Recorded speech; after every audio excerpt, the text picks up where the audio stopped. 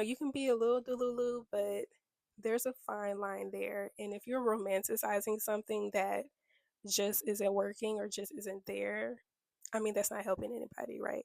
So I believe in romanticizing your life, but definitely proceed with caution. Hey guys, welcome back to my channel. I am London Alexandria, your self care specialist and bestie, and we are back with another love video. First one I did was about the show Girlfriends, and I sprinkled in a little details about like my story and whatnot when it comes to dating too. So make sure to check that out if you haven't already. But today we are going to talk about Insecure.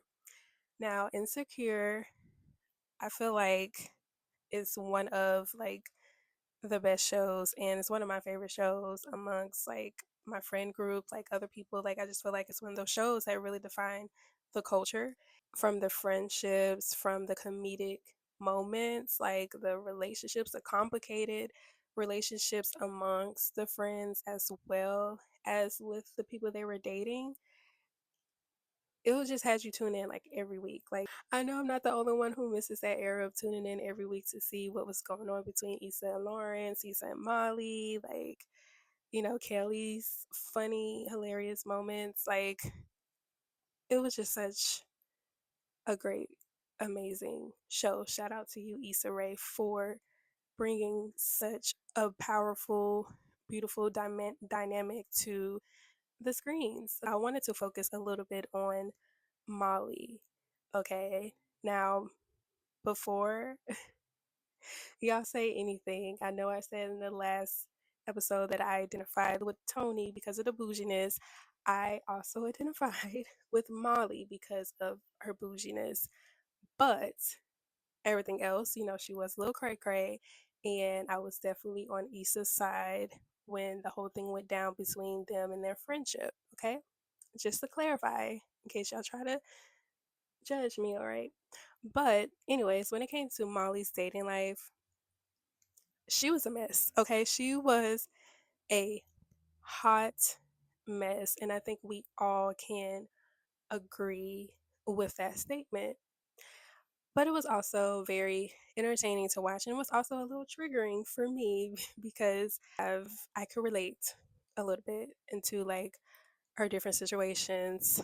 Um, Not specifically with Dro though. Like I haven't been in a situation like that, but just the idea of Molly wanting marriage and family, like the idea of her being, the only girl in her family and like the taking care of everyone and, being a lawyer and having like trying to portray to like be this strong woman, but she's also very independent and being like, oh, I got it, like I'm okay, like I got this, like I'm gonna handle it, like everything is good, like being that type of woman.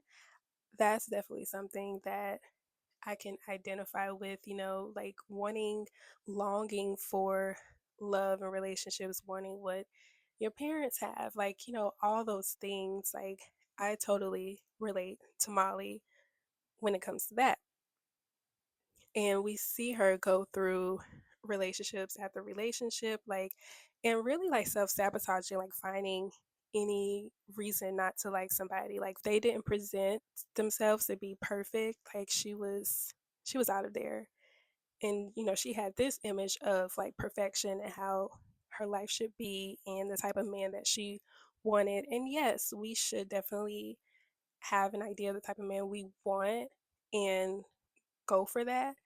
But in her case, like, it was not helping her at all. It was actually doing the opposite. It was harming her and it was making her look crazy because she wouldn't give people a chance. And not only that, when she did find men that she did like she would jump in too soon. I admit, like, I definitely have been guilty of doing that because, when you're a lover girl like myself, like, you tend to romanticize everything. And I know the whole trend of like romanticizing your life is a thing, but I do feel like, it could be harmful to an extent because, you can be a little delulu, but there's a fine line there. And if you're romanticizing something that just isn't working or just isn't there, I mean, that's not helping anybody, right? So I believe in romanticizing your life, but definitely proceed with caution. She ended up experiencing a lot of hurt because of it.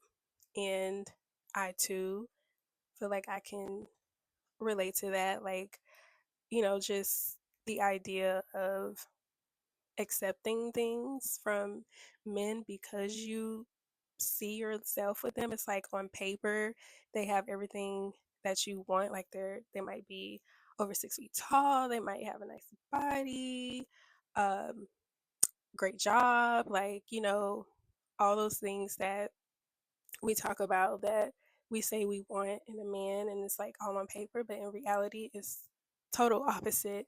And so I think a lot of times you get stuck on the things that you say you want on paper, but in reality, when the guy presents that and they start showing other traits that you may not necessarily be okay with, you start overcompensating and you start making excuses for that because you just see this idea of a man as like, this is what I want, but in reality it's not.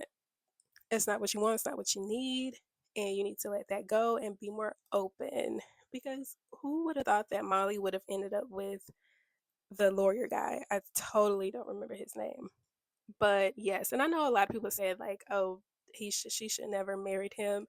But I think it just was an opening to see like what we think we want, what we say we want usually isn't always what we envision, especially on paper. So I think that was just the idea of showing that. And even with Issa's situation, like her and Lawrence, like I will say I was definitely Lawrence Hive till the end.